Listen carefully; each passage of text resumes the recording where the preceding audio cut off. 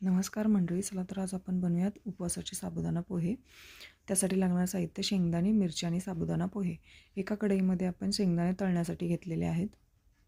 दुसरीकडे आपण ते पोहे गरम करून घ्यायचे. पोहे थोडे नरम पडलेले असतात, 2 मिनटं ते गरम करून घ्यायचे.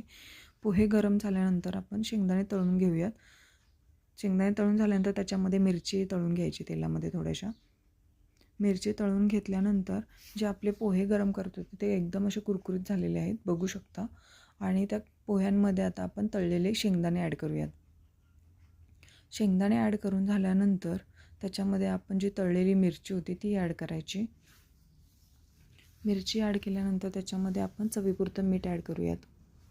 मीठ ॲड करून झाल्यानंतर आपण पिठी साखरही याच्यामध्ये ॲड करू शकतो. आणि हे व्यवस्थित असं मिश्रण हलवून घ्यायचं आहे.